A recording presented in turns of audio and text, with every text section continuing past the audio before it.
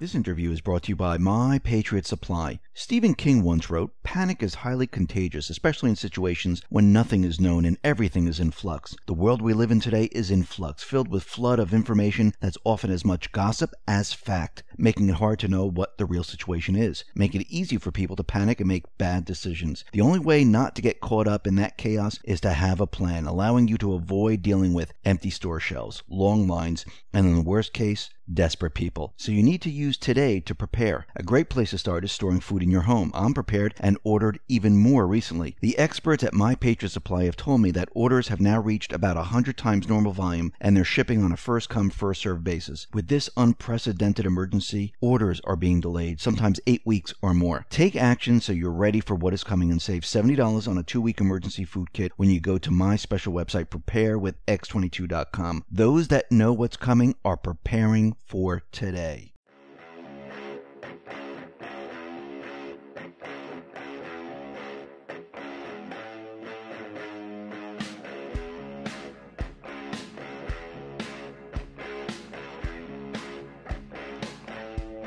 Hi, and welcome to the X22 Report Spotlight. Today we have a new guest, Cyrus Parsa. Cyrus is the founder and CEO of the AI organization, where he is also director and creative analysis and defense innovations. He has researched and investigated more than 1,000 AI, robotics, 5G, cybernetic, and big tech companies. Cyrus's mission is to help safeguard humanity first, prevent disasters to people from China, big tech, misuse of AI, and biotechnology. You can find his work at theaiorganization.com, and he also has a book out called Artificial Intelligence Dangers to Humanity. I'll be putting all the links at the bottom of the video, and I am very happy and honored to have Cyrus on the X22 Report Spotlight. Cyrus, welcome to the Spotlight.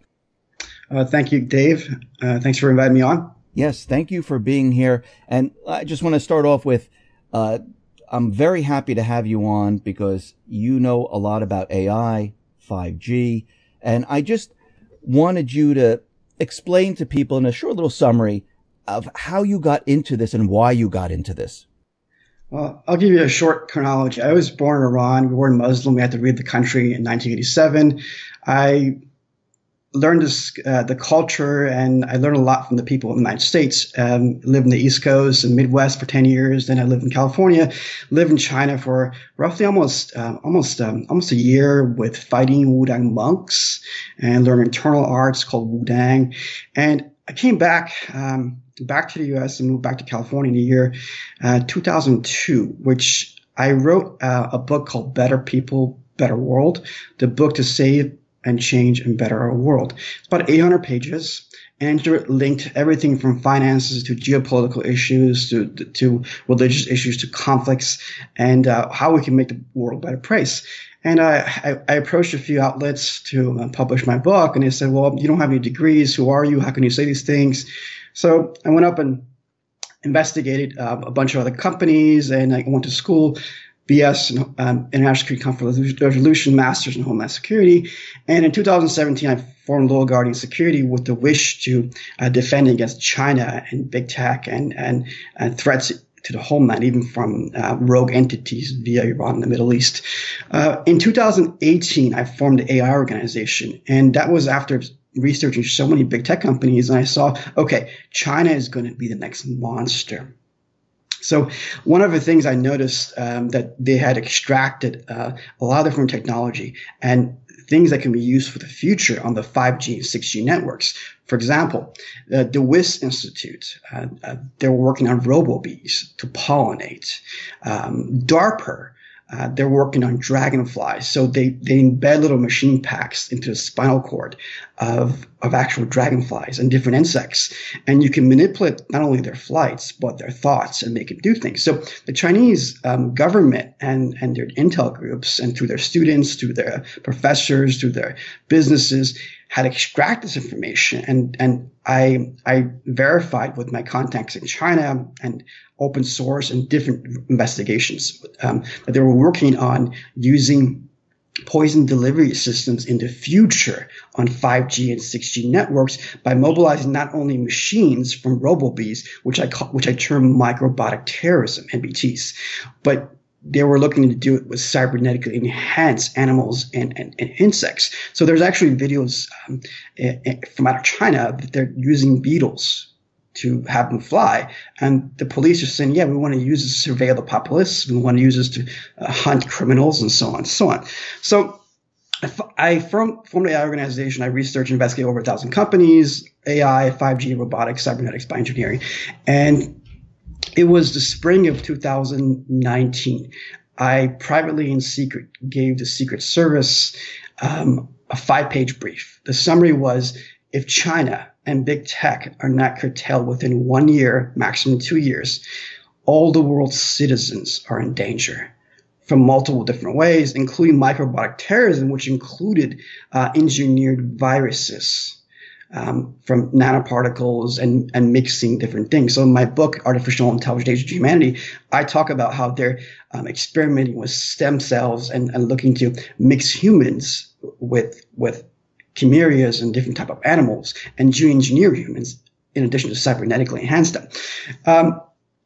I put a little brief on what should be done, how they should be exposed and different things. But, the Trump administration was being attacked left and right by so many different movements, not just the left, but the Soros-funded think tanks behind universities, behind media, and so on. His hands were tied. And so, this country was just under constant fire. The summer of 2019, I gave former director of CIA cover-ups, who was with 3 presidents I was introduced to, and he was interested in my work. They didn't have much intel in China. So I gave him 41 companies, and 28 of those companies Trump banned a few months later. And in my conclusion or introduction was, China threatens all the world's citizens. And 5G, robotics, bioengineering, cybernetics, quantum, and so on. One of the main companies I cited in there was McVeigh Face++, because they initially asked me to work on one company, which is a facial recognition company, but I ended up giving everything, like 40 extra companies, and they didn't ask for it. I waited and waited. I realized China's figuring out that the trade war is not really about the trade war. It's actually about taking out China's communist regime because they threaten the whole world. So I published this book, AI, Trump, China, and the weaponization of robotics. A lot of people laughed at me, but I wrote it in a certain way that only people in quantum physics and deep intel would get it. But if you look at the cover, that is George Washington, and the top is Trump's head. So Trump is representing the Constitution of this country. The smartphone represents an idea that I put together, that human beings are controlled and programmed through a process of what I call biodigital social programming. And the future puts robots in power on the 5G system, and humans cybernetically enhanced after they're introduced through a symbiotic relationship via biodigital social programming. This book doesn't have the ending part, which says why the world must support the Trump administration against China's regime. I was being attacked by Facebook and all of these different outlets, but if you go on Amazon, the PDF version has that. But basically it says big tech in China threaten all the world's citizens.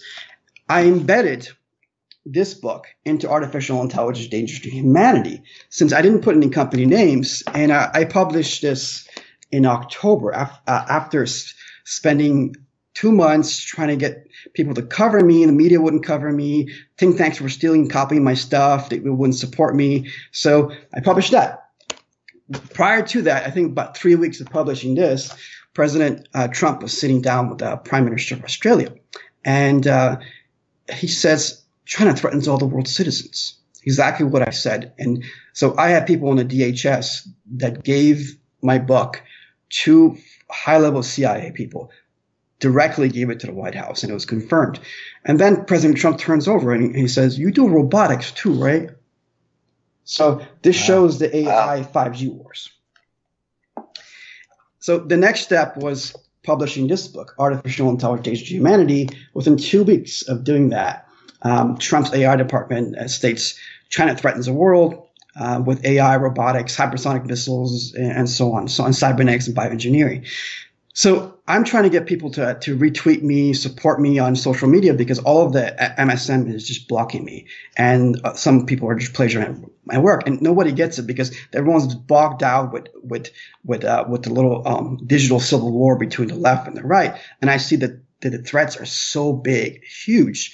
And in the book, I put that China is working on hybrid engineered AI viruses, which I call the biodisease. So come December the 16th, I put in my books how all these companies can be sued, big tech can be sued for all these different crimes. And I'm like, okay, what do? I see that the huge dangers coming to every human being on the planet, not just from viruses, but the interconnection of an event that can trickle down a chain of reactions that affect every human being on the planet and lead to different miseries and atrocities against the human race in stages in the next 20 years. So I ended up suing, 29 John Does. I didn't release them. And firstly, it was Google, Alphabet LLC, Facebook, Neuralink, and all their CEOs, which include Larry Page, Spakai, and Sergey Brin, and the Facebook CEO as well. I also sued. I also sued I also sued PR Newswire because they, including other news outlets, pulled my articles or my press releases coming out in October and November, stating China threatens all the world's citizens with quantum technology and these engineered diseases and so on. And they prevented me from warning the world's people. And I'm working 18, 19, 20 hours a day, 7 days a week. Problem was, as soon as I put out this lawsuit, every person on Twitter, instead of backing me and supporting me and retweeting me, they took parts of my tweets to build their own platforms or make their own content. And, I had Zach Vorhaes. I'm like, I had him shoot the arrow, actually, because I knew if it happened, at least it would be a track with him. But still, even with him, I got 500 followers, and I had a plan. The plan was to hire hundreds of U.S. Marshals to go hunt everyone down hunt them legally, and serve these papers. And there were 26 counts, but there's really 31. There was 29 John Does I didn't name, which I'll explain later.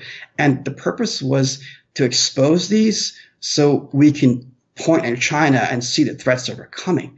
And I couldn't get any support. I needed donations because all the money I spent, everything I spent was exhausted. And I'm tweeting at big tycoons. I'm tweeting a big Twitter account. Everyone just looks at it. So what do I do? And so I put out more content. I shoot out a lot of videos. I create videos, and it turns out February 24th. I'm just going to release the other pages and then also the other people that were on the list, and they were former President Barack Hussein Obama, Biden, Clinton, Pelosi, Schiff, and also the former director of FBI and CIA, Brennan and Comey, and I believe the NSA as well. I also sued the World Bank and so many other people, including Bill Gates. When I released his name, he stepped down within 2 weeks, actually. And I wasn't trying to hurt these guys. So everyone says to me, why did you just hit the left? Well, because these leaders were in power the last, and they messed up the most. But it involves everybody. We're all kind of at fault. And let me explain what I sued them for. I just give you 4 main topics. The first one was endangering the human race with the misuse of AI and biotechnology, which includes viruses and numerous other things in quantum technology. The second thing was negligent. So this is what Obama and other people are guilty of. Negligent transfer of artificial intelligence, 5G, quantum technology, biotechnology, bioengineering, cybernetic, all these different things to China by allowing them to do business with us, by allowing them to be embedded within our corporate CEOs and connected to them, by giving money to different outlets that went back to China. The third thing was complicity in genocide. And that's really, really serious. So after World War II, about 60 million Christians died in Russia in stages from actually 1917, from Trotsky, Lenin, and then Stalin and so on. And then over 6 million Jews were also killed as well. And also over 2 million German women from the age of, or girls from the age of 8 to 80 years old were raped by the Russian Red Socialist Army for over 2 years. This is a fact. So around the world, there were atrocities. Everybody was in misery because socialism came out in Russia. It came out in China, killed over 100 million people in stages with Mao Zedong, North Korea, Cambodia, Vietnam, and they couldn't take over in the U.S. It got here. It got us in cultural ways, not the physical way. So if you look at this, all these bad things happen. And in 1953, there was something called complicit clause for the Genocide Convention, Article 3. And that states specifically, any person or entity, company or government, if they're complicit in the prevention of genocide or the reaction thereof or persecution of anyone, they can be charged with city, state, national, international tribunals and government bodies. So what I did was connect all these companies and all these CEOs at city, state, national, international, everywhere. So basically the whole world can take them down on a class action lawsuit. But up until this time, I got $3,000 in donations. How am I going to fight $4 trillion? People put, oh, my cat is lost, and they get $100,000. So the fourth one, and this is the last one I'm going to tell you, last penal code that connects to a clause, because within the lawsuit, you need penal codes, you need clauses, you need motions, you need so many different things. You need prayer for relief. I asked for $4 trillion. And the $4 trillion was to compensate the Chinese people, the Falun Dafa, the Uyghurs, the Tibetans, and the Christians, and the journalists and so on have been killed, but also the American people as well. And I can get into that. But so the fourth thing was massive AI coding, AI algorithmic manipulation of humanity's thoughts via their biometric system and Google, Facebook, Twitter, and so many different things ecosystem. These concepts are very, very difficult to describe. So maybe I talk a little bit too much. So I'll give you a chance to interject. No, I mean, this is just absolutely amazing. If you can, let me just start off with this, because you said quite a bit. And I wanted to start off with, okay, you said that China is behind a lot of this stuff. Where did they get the technology? Did they develop this themselves, or was it given to them? So China sent, I think, over 1 million people all over the world, the U.S., Europe, even in Israel. Every country in the world received Chinese students, Chinese businessmen, and Chinese investors. What they did was create social relationship with social engineering. By doing that, they were able to extract all this data in 4 or 5 different ways. One is, of course, IP theft, intellectual property, that they stole your things. 2, plagiarizing your work.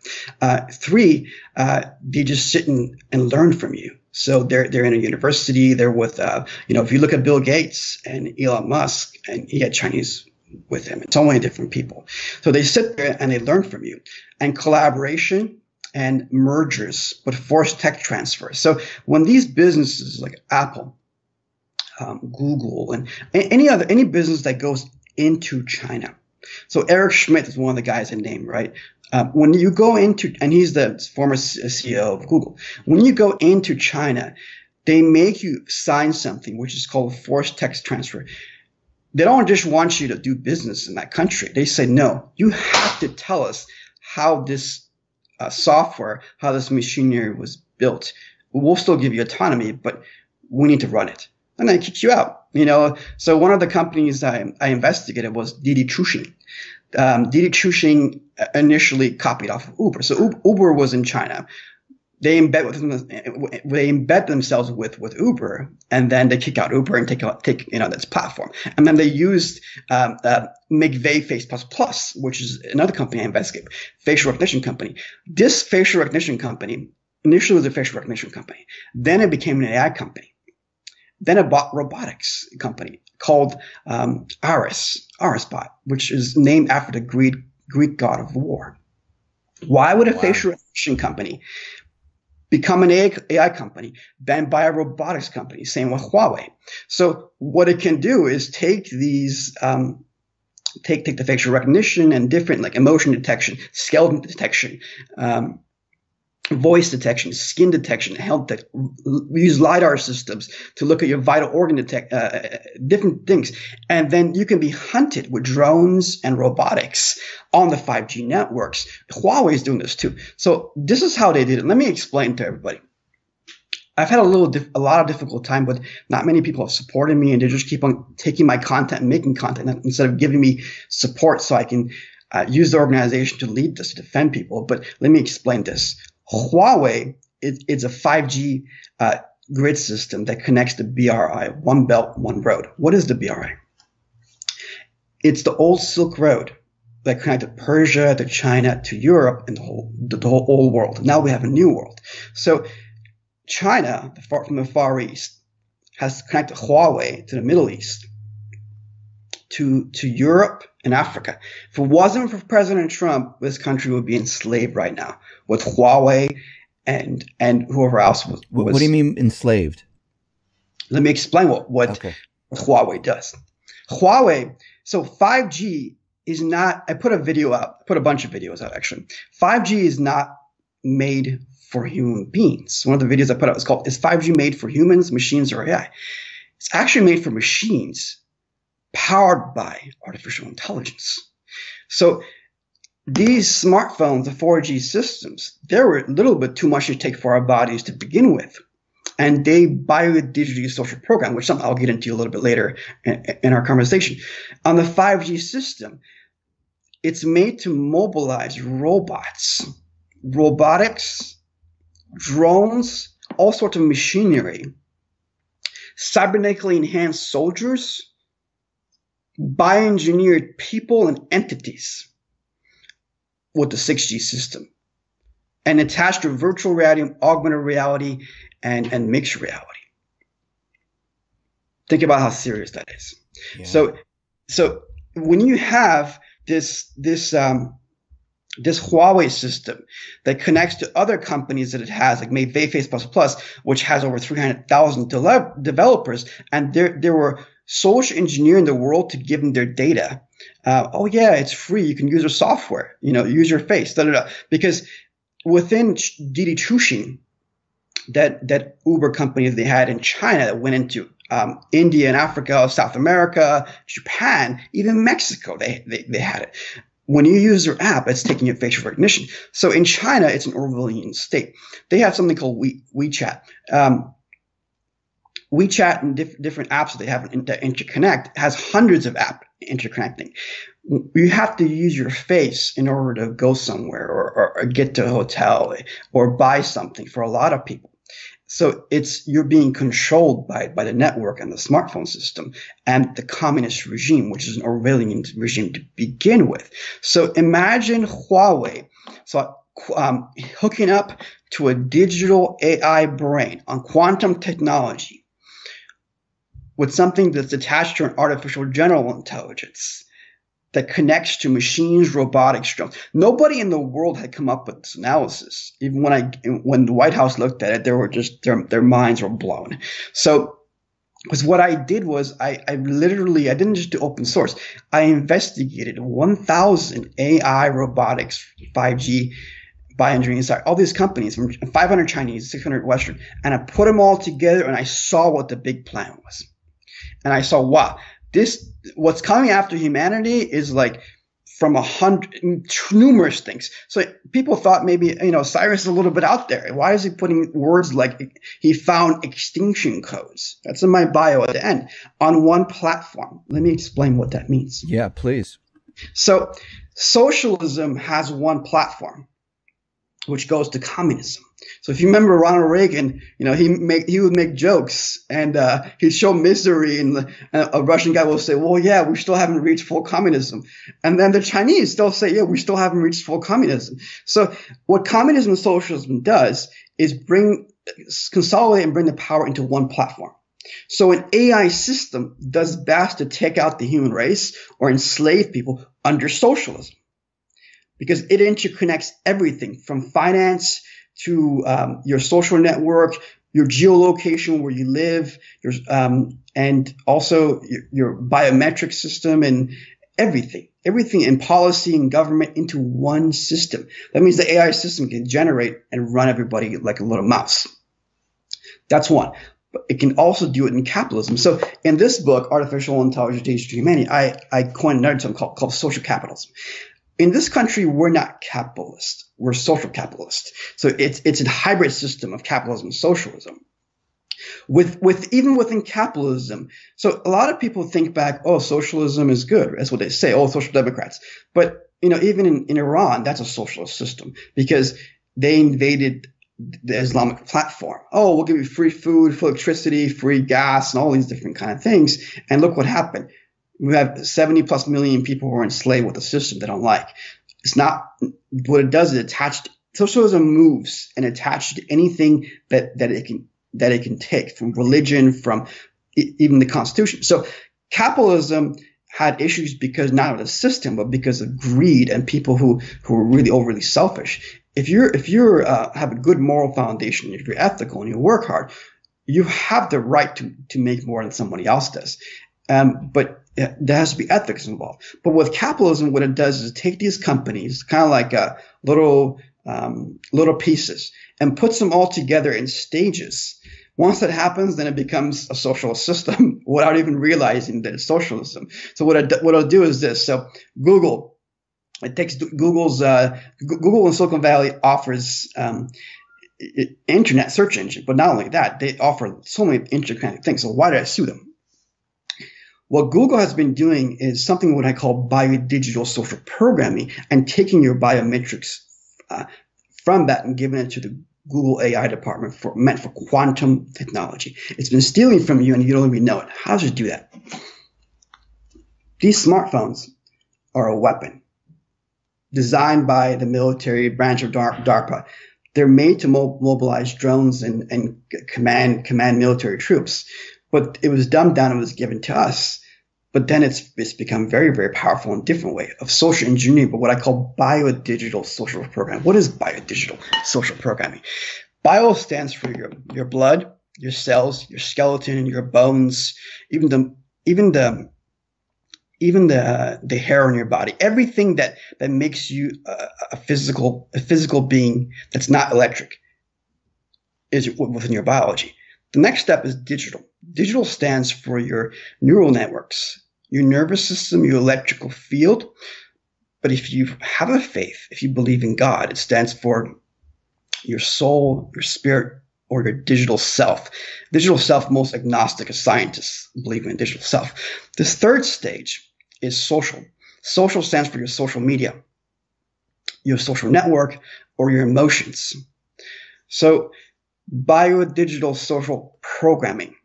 The entire human race is being programmed on the 4G network via biodigital social programming as they engage with these smartphones when it connects to the internet, the social media, the mainstream media, our friends. And how does it do that? These have proximity sensors. The proximity sensors connect with your body and they extract information like your heartbeat, your menstrual cycle, so many different things. But there's something else it does. It actually connects with your neural networks and your nervous system and extracts the way your brain is mapped and your thoughts are mapped. So it's taking your thoughts via AI algorithms and coding that move in such a way that it's imperceptible to other people. Takes it back to Google. Google gets to Google DeepMind AI, and they want to use the human brain's capacity to create an artificial superintelligence. Let me explain. There's 3 levels of AI. Artificial narrow intelligence consists of these smartphones that are being used to program people. The second level is artificial general intelligence. And that would be a robot or a digital AI or a biodigital AI, forming thoughts, desires, wishes, or emotions like a human being. More importantly, vice like almost every human being. Jealousy, ego, pride, ignorance, lust, all these different things that creates conflicts and doesn't let us come together to help each other. The third step is artificial superintelligence, and that requires the extraction. One method does. There's other methods you can get to it, but the main method that we're using is extracting all of humanity's biometrics, which includes your facial recognition, your voice recognition, health data, but also the way your brain is mapped, and given it to their quantum technology. And this quantum technology would mix that information and create an artificial superintelligence. It connects to a 5G network that can mobilize quantum technology to open different dimensions in the future for space technology, but also for cybernetically altered human beings, bioengineered human beings. People will be extincted in stages. So I put in there that within the next 20 years, humanity will be extincted in stages through conflicts, through diseases, but also to be altered to biodigital social programming first to take the stuff in, because Elon Musk said we are a symbiotic. We have a symbiotic relationship with these phones, that we're a 2-digit cyborg.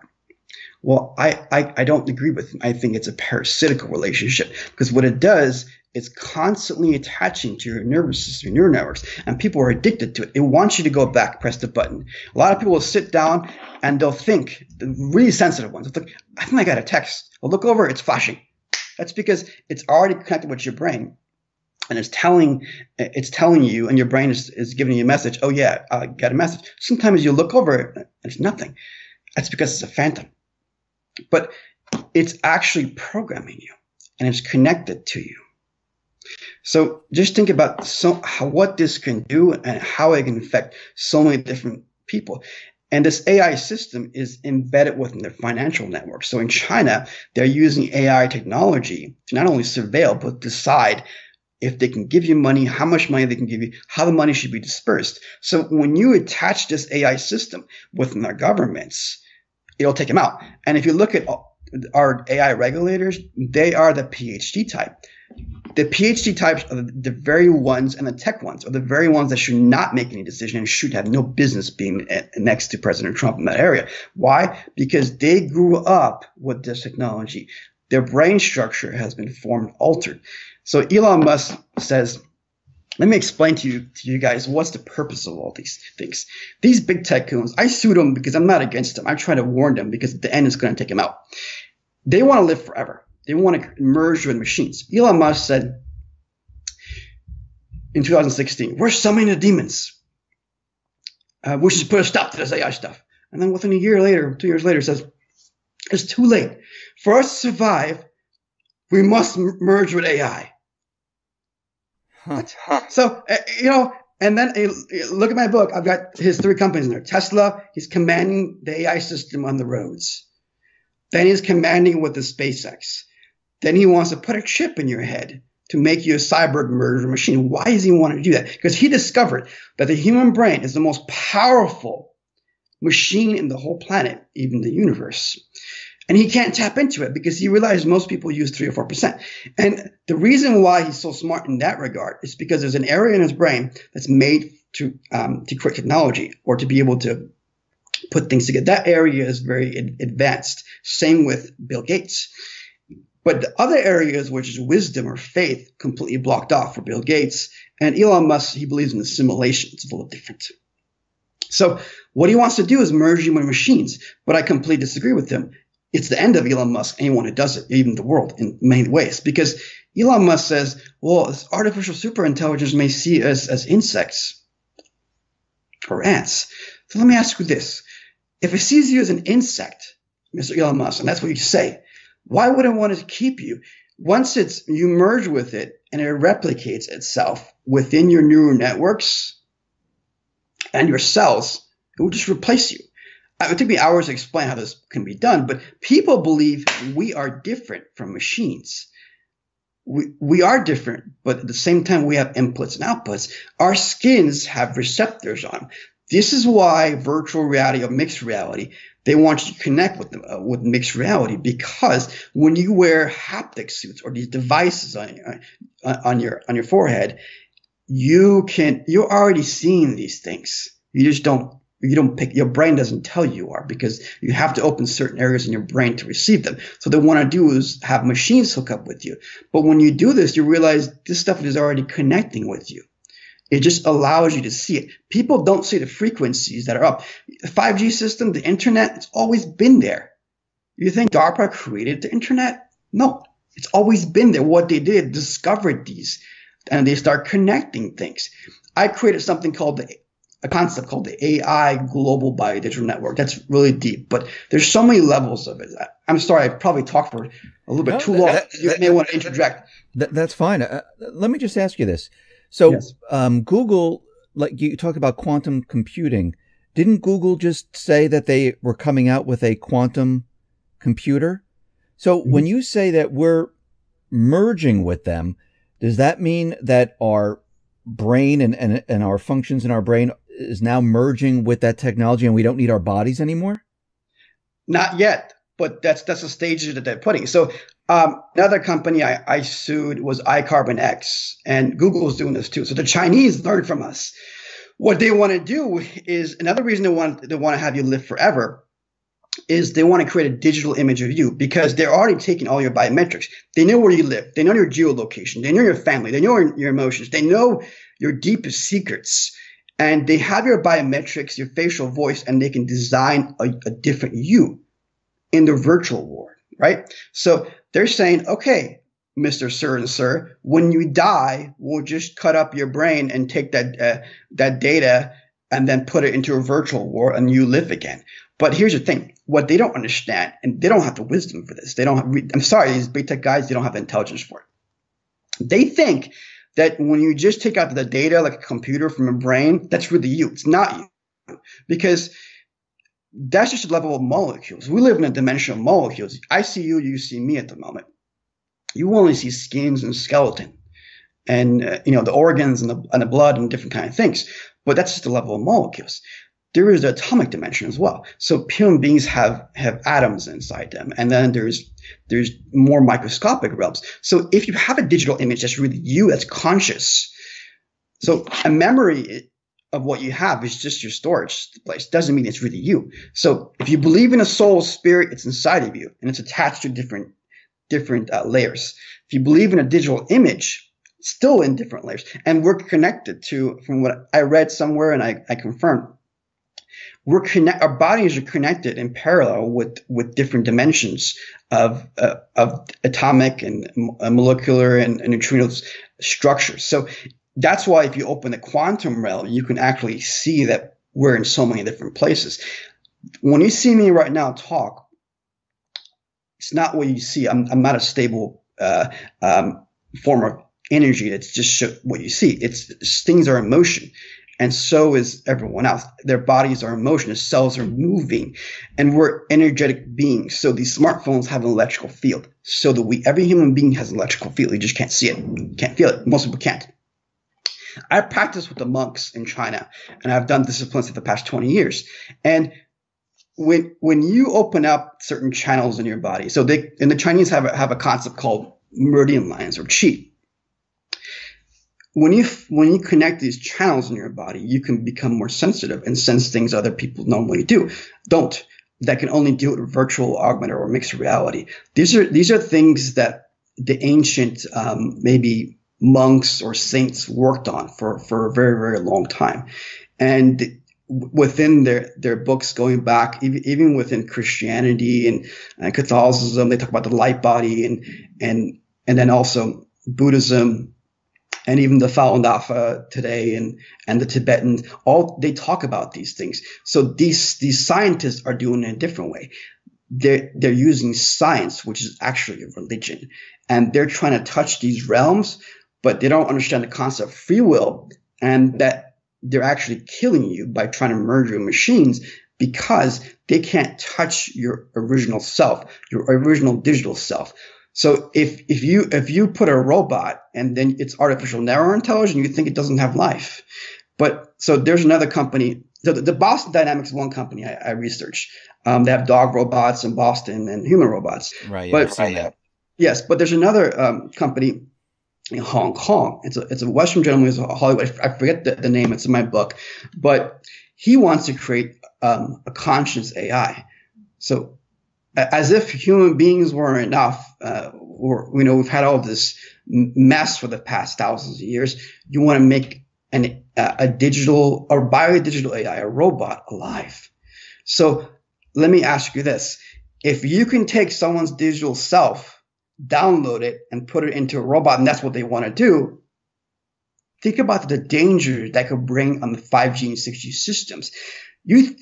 President Trump could hardly survive on the 4G network. You want to attach everybody to the 5G network? Nobody can protect you unless God comes down and protect you. I put out an article. This is really deep talk, but I'm going to put it out. But I put out an article and video called "People Programmed to Attack Trump with Artificial Intelligence, Social Media, Google, and Smartphones."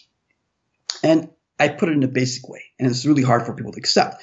But there's patent technology to back it up. First one was very rudimentary, innate bias. So in the internet before he came in and during when he came in, people were just putting up articles and posting videos and tweets and all these different kind of things. And the bias was against him. And people, when they read that stuff, oh yeah, Trump is bad. That's a given. The second level was engineered bias. And that was by Soros-funded think tanks, institutes, and the Chinese government, 50 centers, and different elements within our media, because every single media, don't trust the mainstream media or any media. They have a political analyst sitting in the editorials to shift your thoughts, to program you. So the second level was that the entire society was being engineered by narratives being putting out by these media companies. The third level is what finished people off. And that was the proximity sensors as people engage on these smartphones. They were being trained. So as you're viewing all these articles and videos, Trump bad, Trump bad, Trump bad, or mix articles that are like half. This is entering you, and as your hand is connected to the smartphone, as the electrical field is connecting to your electrical field, it's connecting with your nervous system, your neural networks. So when you go to bed, that replicates that thought. Whatever you saw replicates, alters your brain chemistry. Hence, Trump brain syndrome. When you have people come out and they're neutral to President Trump, and then 2 weeks later they hate him, they're so emotional in the street. How could that happen to somebody? These machines are not what people think. They're weapons. Our bodies, if our bodies can receive information like an antenna would, which they do. So if you receive radiation and your immune system goes bad. So here's the 5. So I put out articles and videos, and even my book, 5G replicates. It's not the 5G that killed people, per se.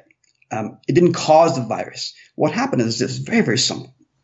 The Chinese have a crappy version of 5G. We have a better version of 5G, but it's still not as good. So 5G is made for machines, and you need a lot of towers close up to each other, not like the 4G system. The speeds are 10, 20, 100 times faster because they're meant to mobilize. They're programming you. Oh yeah, smartphones, faster downloads. They think Americans and the people are dumb. They'll buy that. It's not the case. So what happens is this. They get the virus. I put an article out that it actually mutates and replicates in your body to begin with because it's a hybrid bioengineered virus. When these 5G towers are up and they're military weapons to begin with, they're connecting to people's electrical fields, and they're connecting to their nervous system by these smartphones and the tower of radiation. So what's happening is it's hurting the nervous system, and it's hurting even their brain. That in turn reduces your immunity to any virus, even vaccines. If you had a vaccine 30 years ago inside of you, that vaccine will actually replicate because it'll mutate. Because of the 5G system's strength and frequency, it'll mutate and grow inside of you. So if you get a virus like the corona or COVID-19, what happened was they get the virus and they're a little older, or they're kind of fighting it off, and they have other issues with different organs, and their body's falling. Well, the 5G system would back it up, support it, and take them out. So that's the case in many places. But if we didn't have the 5G, would nobody die with the virus? No, it wouldn't be the case. But then you get to the other concept is, they're putting fear out everywhere. it's ridiculous. If you lock up every single human being in their homes, the threats that I put in my books will come true.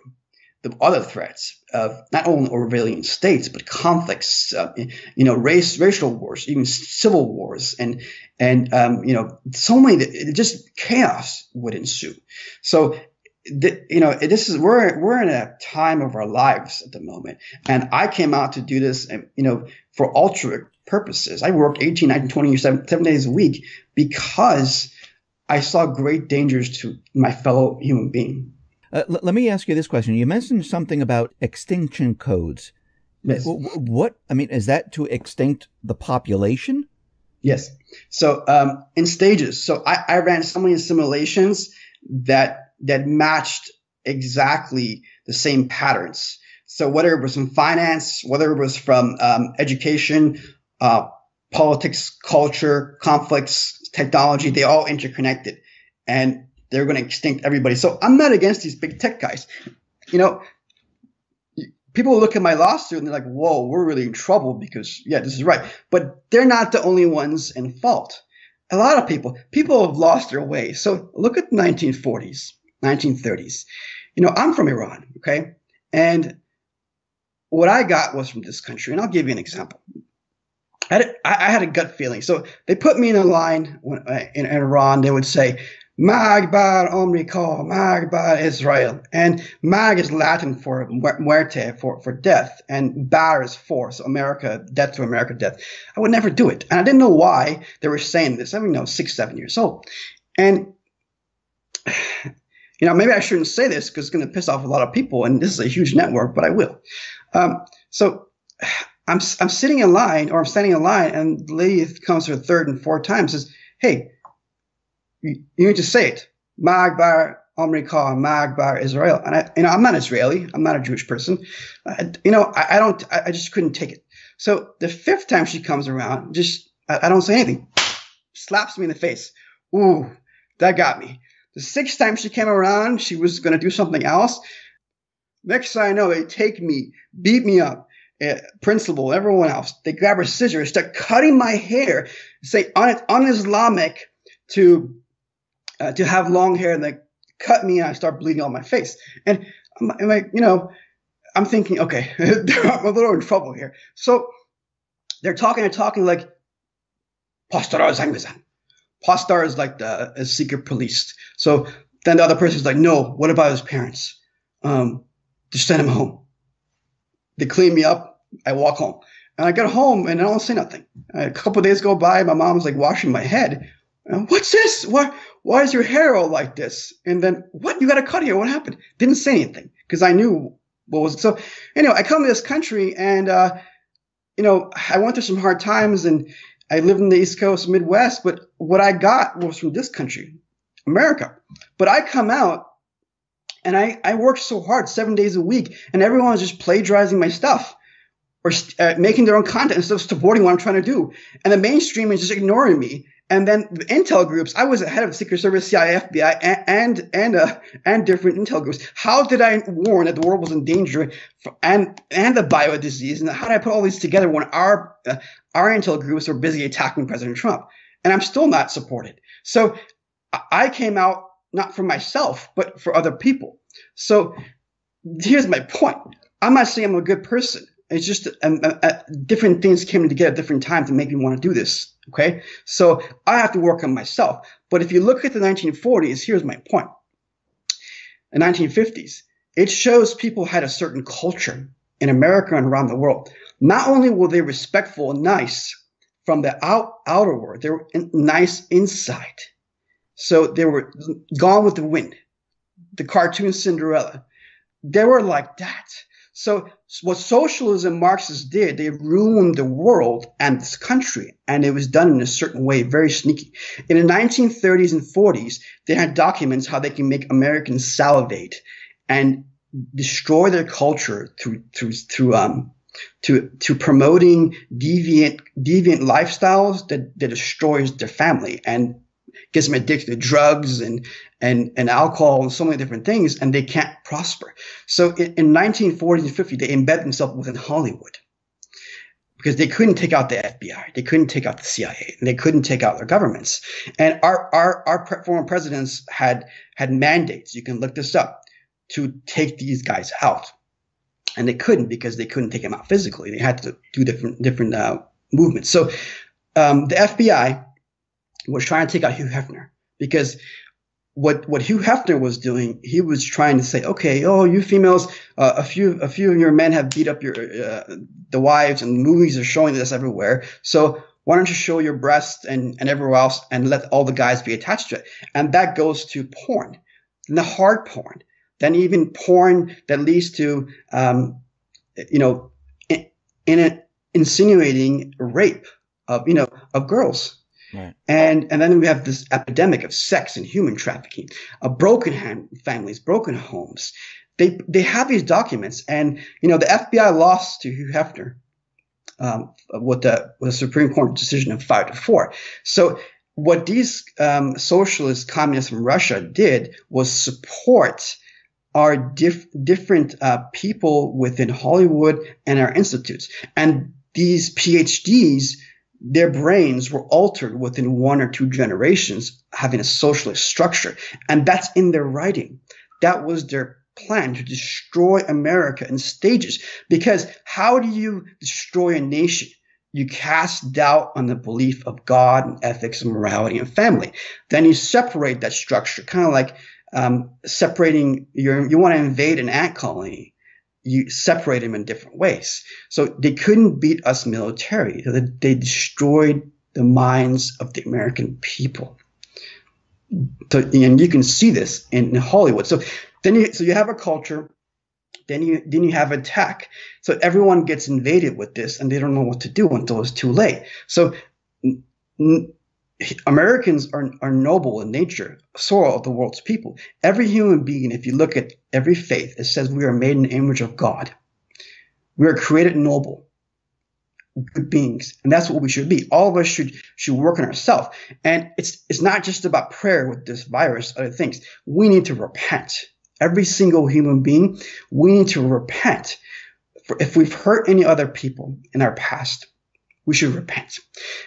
Whether it's a relationship, whether it's a family member, or inadvertently someone that we didn't know, we should try to become selfless. Only by doing this can society improve.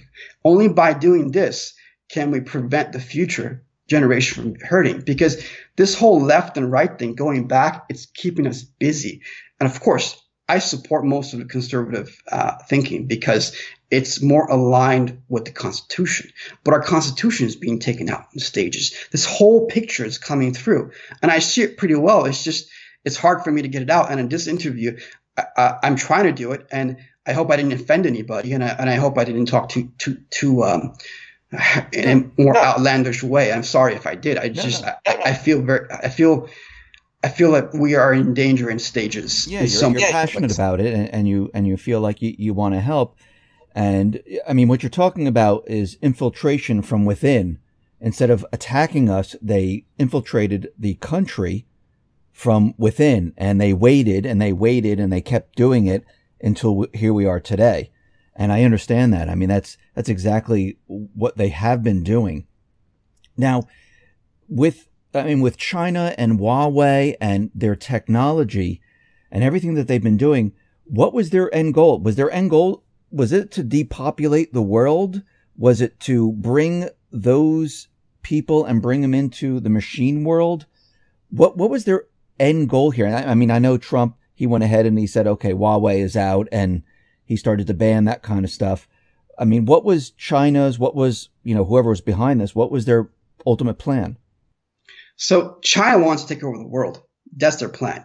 And the Chinese, I live in China, and I've known Chinese for 20 years. I have 1,500 phone numbers here are Chinese.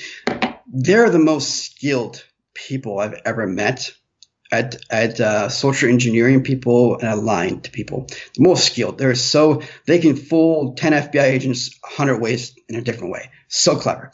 And that's because they grew up in a communist system that had them fight for everything. They didn't have as much goods and supplies or financial support. You have 1.5 billion people fighting for things. So they learned, and they had to be, it's a jungle.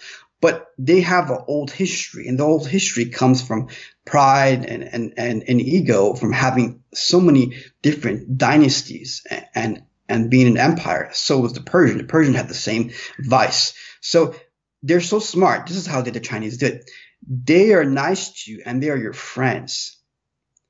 And they'll social engineer you. They'll embed with you with the business model until the last moment. When they know they can take you out, they take you out. That's how they work. So President Trump knows, the Chinese have a huge ego. So he's not going to go tell them to their face or publicly, yes, your time's up, because then it could cause, a massive war. But their end goal is to take over the world. But I don't have a problem with anyone taking over the world if they're not communist and sinister in their thinking. And the Communist Party is very, very sinister. So I just want to make sure the audience understands there's a difference between Communist Party and the Chinese people. The Chinese people are generally much better than the Communist Party. Generally they're good people. But anyone born in Communist China swore allegiance to that party, even swore blood ties. And they were raised and programmed within the education system. So their thinking structure is formed with that thought. So that's why they shouldn't have any power in this country until communism is destroyed. But the Communist Party is different. They've engaged in mass atrocities. I sued them as well. So in 1987, the Communist Party of China, they passed a law that you can take a political register in prison and kill them for the organs because it's property of the state. So initially it started with Uyghurs or Tibetans because they weren't Chinese and they were killing them for the organs. Then they moved on to the Christians, and the Christians were mostly Han. That means they're all Chinese people. Then in 1992, a practice came out called Falun Dafa, spiritual practice, the three principles, Zhen Shan, right? Truthfulness, compassion, and forbearance. And they had some exercises, Qigong, similar to Tai Chi, and for health. And next thing you know, people's health was improving in China, and even the government was saying, well, their health costs came down. So they approached the founder, Mr. Li Hongzhi, in 1994, or a little bit after, and say, hey, you have 100 million people practicing. We've counted. Let's create a membership and charge them money for this. And Mr. Li Hongzhi's response says, no, I'm not going to charge money. This is for the people. I don't watch them. There's no membership. As soon as he does that, boom, the Chinese government gets scared. They start casting doubt, writing bad articles, slandering them.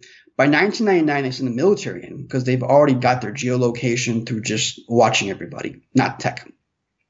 They put them in camps. They say, renounce your faith in God, and we'll let you go. They don't. They don't even give their names. If they do, their parents or their friends, they get arrested too. So they begin to rape them, beat them up, and these millions of people were in camps. And in 2006, the former Canadian Secretary of State, David Kilgour, and David Matus, the High Benign Council, was a Jewish man that was nominated for Nobel Peace Prize on his work on this. And they concluded that 41,500 transplants were unaccounted for. I brought him to my doctoral in 2011, and they gave a speech. About 200 people showed up. And then one network took it down the next day after China complained. So in 2016, they gave an update, and I brought in my Homeland Security alma mater in 2017 for a talk as well. In 2016, they concluded that 60 to 100,000 transplants are unaccounted for every year, per year, since 2001.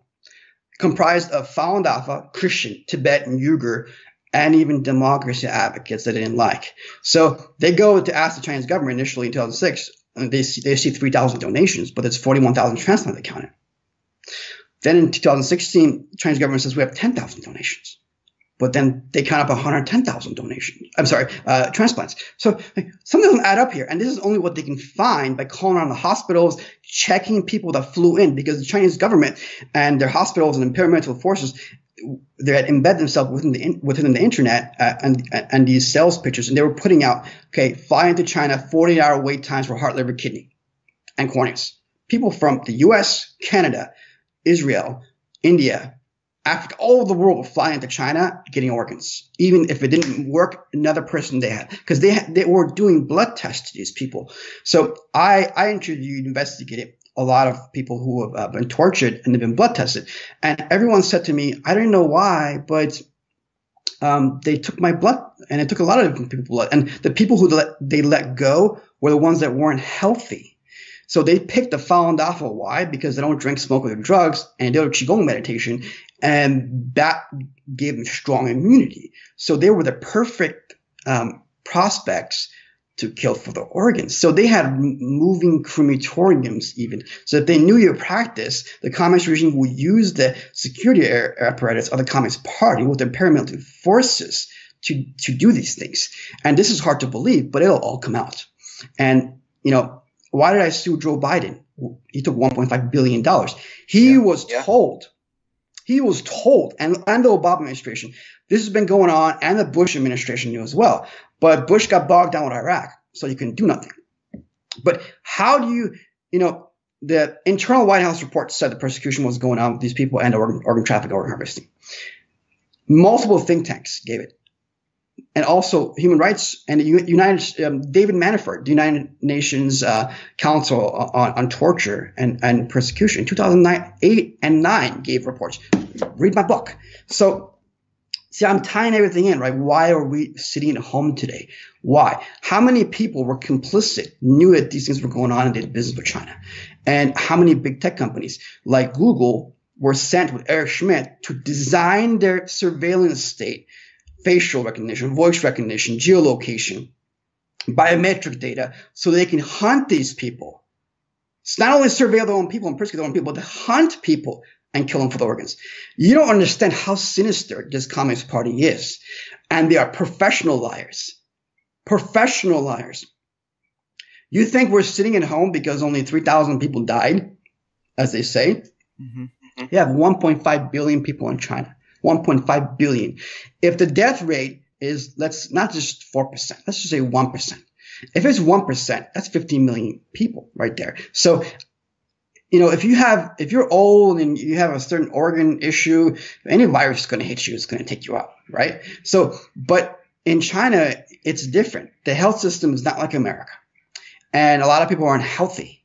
And also, the government can go to, if they think you got the virus, they'll go take you out. And that's what they were doing. They were throwing people in crematoriums that had the virus, they were really sick, but they're still alive. This will come out. All this will come out. And people couldn't imagine what the Nazis did, right? When you said this was happening, they were doing all these death camps. People didn't believe it. But the Chinese Communist Party has been doing these things for a very, very long time. Under Mao Zedong, over 100 million people died. And why did I sue the Obama administration for giving money to Iran? That belonged to the Iranian people. That money was used to surveil and catch protesters in Iran and rape them, even kill them and throw them off buildings. So the Epoch Times and NTTV ran an article I put out in October. Initially, the video reached 1 million within hours. And I think it reached over 100 million people in Chinese in different networks picked it up. And I put that the people who they said that their suicides in Hong Kong weren't really suicide before it all happened, that the Chinese government has sent paramilitary forces and embedded themselves within the police stations of Hong Kong, acting as their police. And they were picking protesters, raping even girls, and throwing them in rivers. And then there was tests done. They're like, yeah, Cyrus is right, because this body seems like it's 4 days old rather than 1 day old. And yeah, there's penetration involved. How the hell did Cyrus know? And I said, yeah, they're using facial recognition technology they got from the West to hunt them down. So just think about what have we done by giving this tech to China? And now it's coming back to haunt us. In Africa, so do you think if the Chinese government cares about their own people, why would they go to Africa and build roads for Africans? Why would they build all these different schools and hospitals and give them the 5G system and set little African leaders for a little tribe? Do they love the African people that much? You know, Yeah. just think about it. Yeah, If, I see what you're saying. you see how the whole world can be enslaved by a communist regime by China or by an AI system in the US led by big tech to take out our Constitution. Our Constitution has a system of checks and balances. You can't have an artificial general intelligence or beyond to be control of our Congress, our Constitution, and our country in any way, shape, or form. And this is what's been happening. They think that, but then again, we need to fight China. We need to fight it in the 5G wars or 6G wars. So we're in a place that's really hard. We develop technology, but because we want to counter China, but then again, it can take us out. It's such a hard place. Yes, it is. Cyrus, thank you very much for being on the X22 Report Spotlight. Once again, how can people see your work? You can follow me on Twitter, Cyrus A Parsa 1. You can go to the AI organization website, download this book for $9. Please retweet. And I have a video channel called the AI organization. I put out videos. I put out something really big in a few days that's going to explain something even more. And I'm saying these things because I'm trying to prevent what's going to happen in the future. It's hard for people to take when the tech industry has not released what they really have. They wait until they have the sales pitch and they run a video like the recent one you had with the mixed reality. They're 5 or 10 years ahead of us, and I found these things out. And then these things were created over 20 years ago by our military, so it gets trickled down. So anyway, I want to apologize to anybody if I insulted anybody. I have a really deep passion about this. I want to say one last thing. Whatever we do, please don't have fear. Fear is the main killer. We should fear nothing. Fear is what can cause chaos. We need to be rational and have no fear and make ourselves better people and support each other. That's my last message to you. And I want to thank you for having the courage to have me on your show. No, thank you for coming on here. I really appreciate it. It was a great talk. I would like to have you back on. It was fantastic. I'm going to put all the links at the bottom of the video, so it makes it a lot easier to buy your book. Both books are they on? They're both for sale right now, or just the one?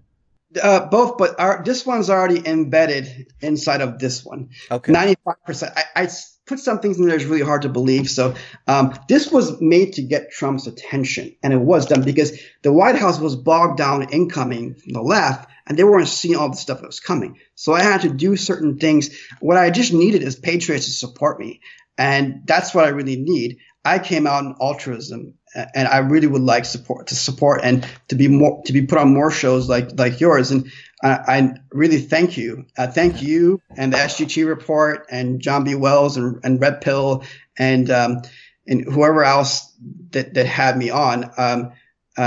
I really, from the bottom of my heart, I thank everybody who supported me and this whole cause. And please donate if you can, even if it's $5, $10. Just donate because we need the funds. And if I would have had them, these guys would have been sitting in their homes, would have been served. Now, one last thing I want to say: we don't want to cause a civil war. It's kind of a little too late for going after these guys in a legal way because it's not just them; it's the interconnection of millions of different things. So this whole trying to get people arrested, the day will come. But right now we have this pandemic and we don't want chaos. We don't want to go after. We have to support President Trump. This is the main key. If we don't support President Trump, you have no hope unless God steps in. You have to support President Trump 100%. Everybody, you really have to understand. He supports our Constitution. He's a wise man. He's got a lot of incoming. We have to support President Trump first. That's what we need to do. And I hope he hires me one day to be his advisor. If not, I'll keep on fighting for him. Thank you. Once again, Cyrus, thank you very much for being on the spotlight. I really appreciate it. Thank you very much. Thank you.